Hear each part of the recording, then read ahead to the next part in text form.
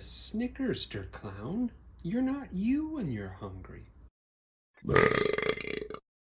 Now we've had sad clowns, killer clowns, dancing clowns. Why not Der Clown?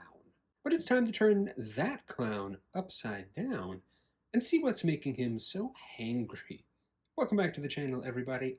I, of course, am the Crow Lector, joined today by my friend Augustus Gloop, as we take a look at the NECA Ultimate Der Clown figure from Krampus. Krampus, I gotta say, is one of those guilty pleasure movies for me.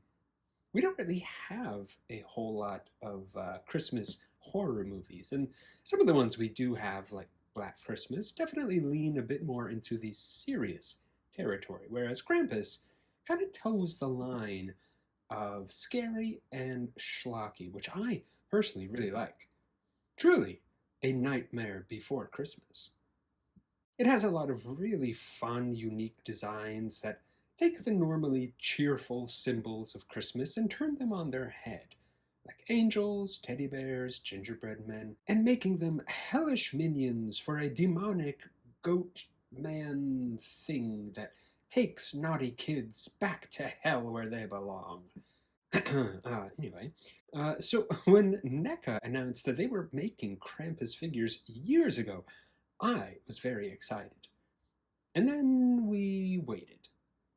And waited. And waited some more. Some folks who pre-ordered, I think through maybe the NECA store, ended up getting their Krampus figures last year. But for others, like myself, we started getting them not too long ago. Maybe we were on the naughty list, who knows? But one such minion of madness that they announced is a Der Clown, who comes a gobbling in about halfway through the film. Der Clown is also the only minion of Krampus that has a pronounceable name for uneducated Americans like myself. The rest are, oh boy. Oh no. You know what? I'm not even going to try and pronounce those, but good for them. Now, Der Clown himself is essentially a big old jack-in-the-box that just eats whatever it sees. Its favorite meal, of course, being naughty little children like Augustus. So big, in fact, that I could not fit him in my normal light box, so I decided to bring him out in front of the horror shelf to meet his new friends that he's about to hang out with. And being a big boy, of course, he needs a big box, and this package very much reflects that. It's styled to look like a big wooden crate, like one that would hold such a ravenous beast. You know, a big old goblin head on the front. I think maybe that is like one form of Krampus from folklore. Very uncanny, very unsettling. The box is a big, thick cardboard and magnetic, actually. Look at that nice little snap. It opens up to show a glamour shot of our bulbous boy there, and the bubble itself is surrounded by a nice ornate design. Just like you're opening up a new Christmas present yourself. Some other little traditional folklore images on the sides there. Of course, our little glamour shots on the back, his little school pictures, his senior pictures. It's a very fun design for a box, for what could have easily just been like a typical Ultimate box. But as we know, if there is one thing that NECA never skimps on, it's the packaging design. Now, out of all the little creatures in the film, I wouldn't necessarily peg Der Clown for being one of the first releases. I mean, he's big, and while certainly memorable, he's not very toyetic in the grand scheme of things. And having this guy in hand, I will say, that kind of holds true. Don't get me wrong, it's very well done. It feels very well done. But sort of like Jabba the Hutt, you aren't necessarily buying this guy for anything more than just a pretty basic display piece, since 90% of him is tail, or butt, or junk in the trunk, whatever, what have you. What you gonna do with all that junk inside your trunk? But that doesn't mean NECA skimped out. No, no. They still packed every bit of detail into this guy that you would want. So we'll get Augustus out of harm's way for the time being. And we'll start at the base, his home, if you will, and kind of work our way up from there. So turning him around, you get the nice jack-in-the-box that's sculpted to look like wood. Actually, now that I think about it and seeing the little Krampus on the lid, I guess that is what his packaging is supposed to be. His little jack-in-the-box. And yeah, the images along the side there match up to the box itself, which is super, super cool. But again, very nicely done. You get that sculpted wood effect with some nice, clean printing to show the design. And the little crank does turn as well. There is, a little tight, a little fragile. I wouldn't go too crazy cranking that thing. Same with the lid. It does hinge, but just be careful you don't snap it off. And then we got his junk, his big old kind of snake-like body. I've always, admittedly, really liked the design of this guy, how it utilizes that real-world design with the fabric look and the hoops to form his big old body.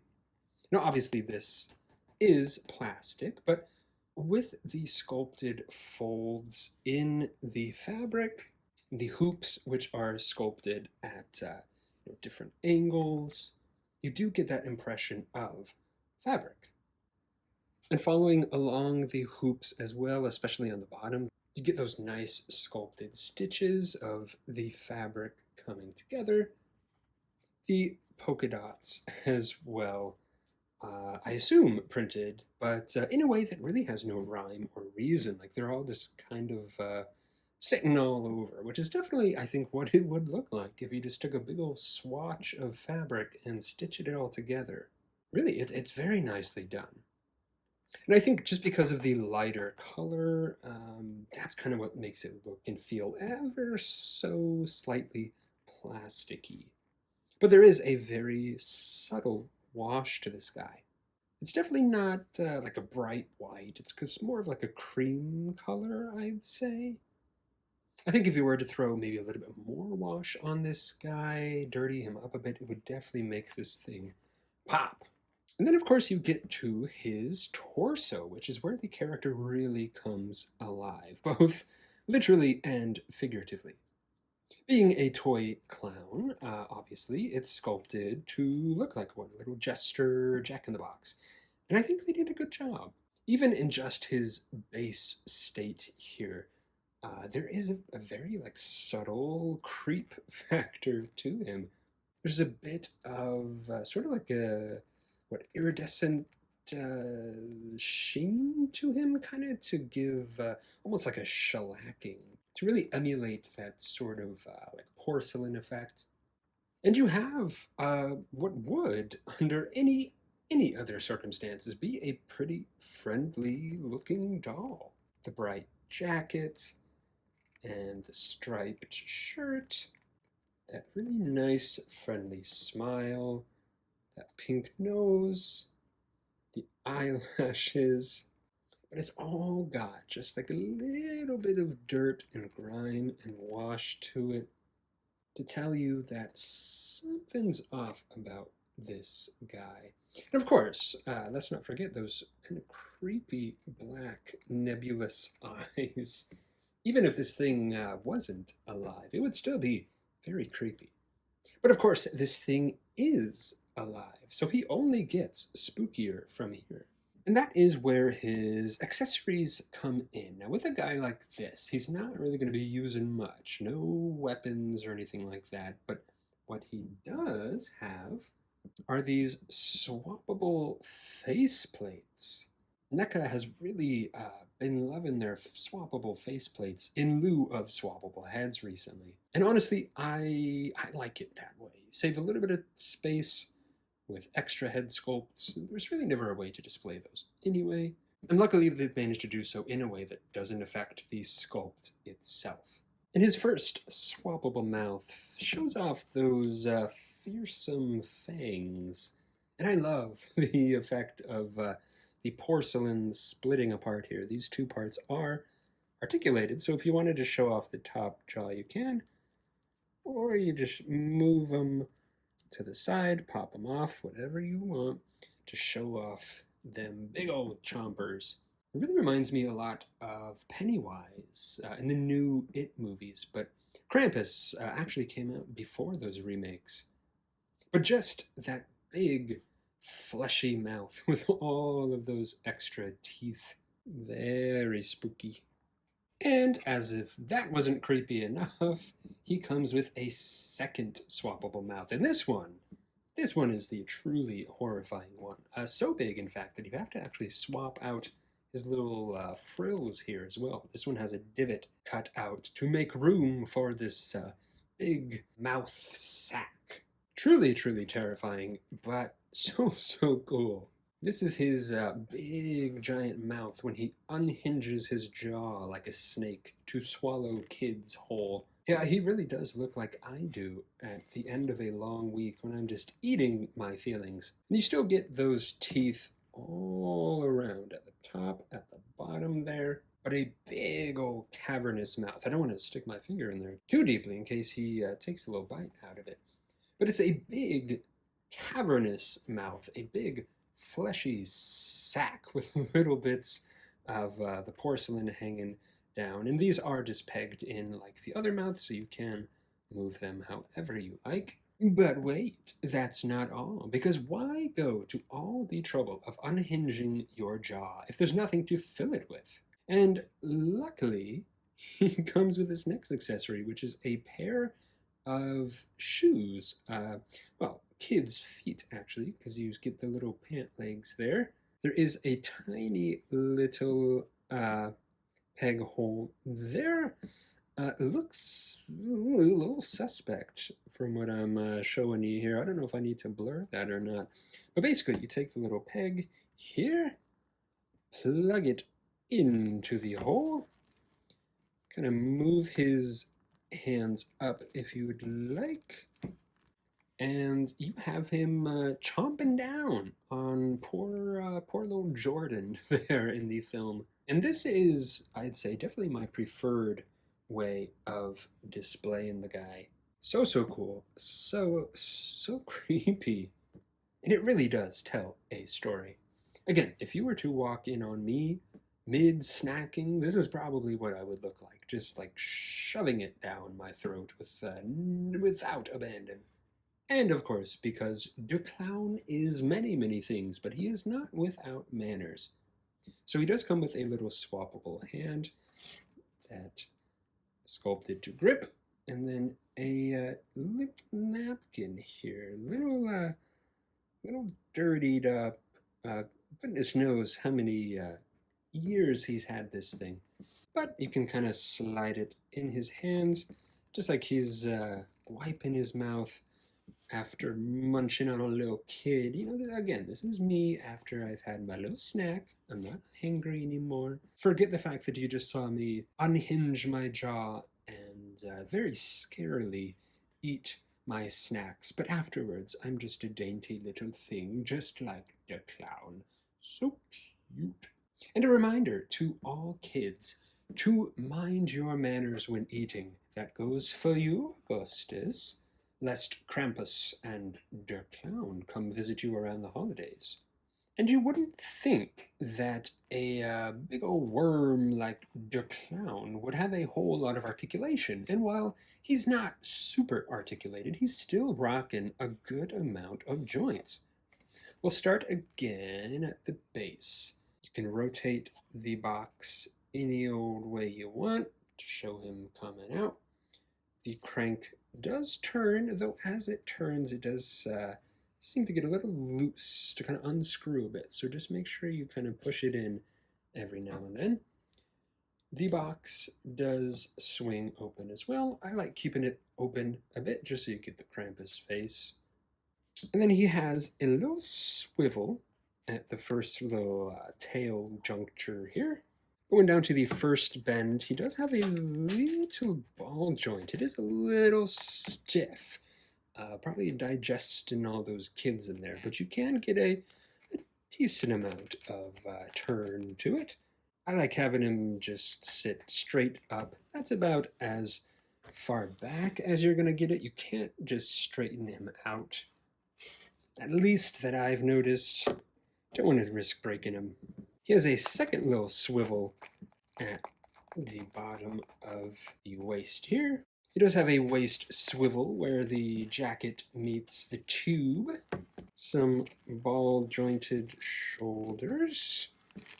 At least I think they're ball joints. They might be a swivel hinge, but regardless, good movement on the shoulders. Does have a swivel hinge at the elbows as well. A swivel at both wrists. And then a nice ball jointed head that luckily, even with the big old frill, doesn't really hinder movement. And you still get a nice good amount. All in all, it's a fair amount of articulation for a guy like this. Definitely more than we got with, something like Jabba the Hutt, who's really, I think this guy's closest comparison that I can think of. All in all, Der Klown is a really, really cool, really unique piece. He does take up a decent amount of room, looking at about maybe 10 or so inches, 9 or 10 inches from tip to tail, and probably about 3 or so inches across. So he's a sizable, hefty boy. And obviously, since he isn't the titular character of the movie, he's a relatively small role. He's not a crucial part of the Krampus collection, the Kramplection, if you will, but he does fill out the world quite nicely. I mean, what's Krampus without a minion or two? But what he may lack in play factor, he more than makes up for in character. You can have him be as subtly creepy or outright hangry as you want. Definitely one of the more unique figures in a horror collection that is already filled with pretty unique offerings. Now, back when NECA showed this guy off, they also showed off a creature pack with some of the other little minions. The teddy bear, the gingerbread men, the nutcracker, toy robot, and a demon angel. And we have yet to hear any updates about that. I really, really hope it wasn't cancelled since it looked so cool. I hope we hear an update on that one soon. Maybe at least like a made to order kind of thing. It would be really, really cool to get some of his elves as well, though those were never really lined up, so if we ever did get them, it would be a ways out. And considering how long it took for us to get Der Klown and Krampus himself, we may hear something about them in a decade or so. Der Klown may be full of junk and kids, but honestly, what's the difference? But I'm going to give him an 8.5 out of 10. I can't necessarily fault NECA for any design flaws. They really did make the best out of what they were given. They packed him with some decent articulation, some really fun accessories. If you got some room and some money to kill, I'd say definitely grab Der Klown for your shelf. Just maybe don't let him near your kids.